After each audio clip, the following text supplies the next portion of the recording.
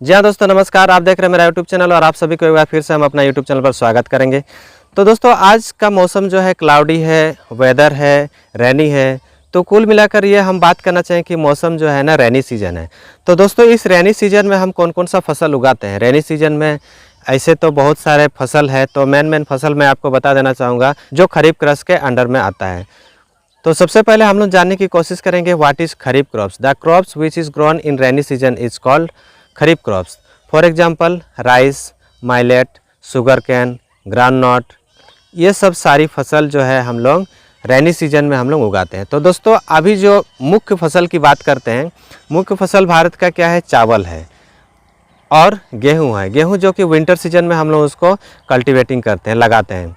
तो दोस्तों, हम बात करें कि धान उगाने का प्रोसेस क्या है। सबसे पहले क्या करते हैं, हम धान को एक खेतों में उगाते हैं और धान का पौधा को तैयार करते हैं। धान का पौधा को हम क्या बोलते हैं, सीडलिंग बोलते हैं। तो चलिए मैं आपको दिखा देता हूँ कि सीडलिंग कितना साइज का होता है, क्या होता है।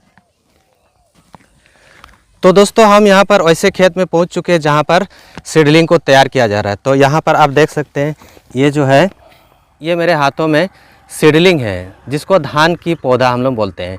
ये आप देखें पीछे, ये छोटा सा खेत है। छोटा सा खेत में इसको तैयार किया जा रहा है, मीन्स धान का पौधा को उगाया गया है। और इसी सीडलिंग को हम लोग खेत में पेस्ट बनाकर, इससे थोड़ा बड़ा होने के बाद उसको हम लोग खाद वगैरह मिक्स करके उसको रोपाई करते हैं, रोपते हैं।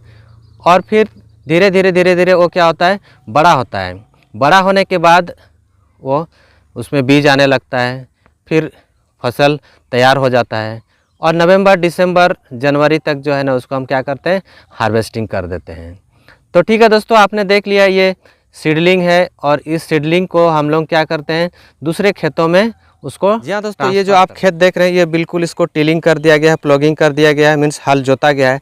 और इधर धान का पौधा जिसको हम बोल रहे हैं, वो और थोड़ा बड़ा होने के बाद इसको हम क्या करते हैं, यहाँ पर खाद वगैरह मिलाकर मिक्स करके पानी के साथ इसको हम पेस्ट बनाते हैं। पेस्ट बनाने के बाद यहाँ पर जो है ना, ये जो आपका धान का पौधा है, इसको हम लोग क्या करते हैं, यहाँ पर रोपाई करते हैं।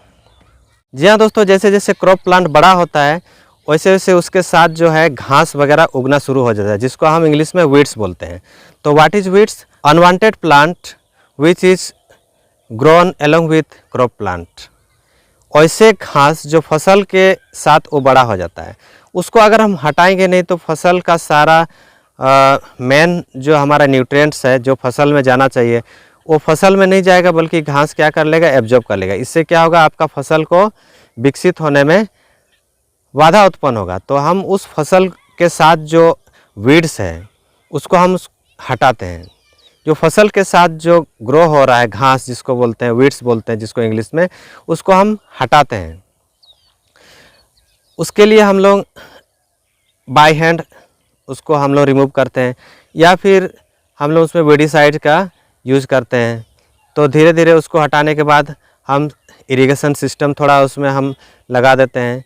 इरिगेशन में सिंचाई वगैरह हम उसमें करते हैं। फिर धान में आपका फल फूल आने लगता है। फिर इस तरह नवंबर दिसंबर तक वो बड़ा हो जाता है और फिर उसको हम सूखने के बाद, मैच्योर होने के बाद उसको हम हार्वेस्टिंग कर देते हैं।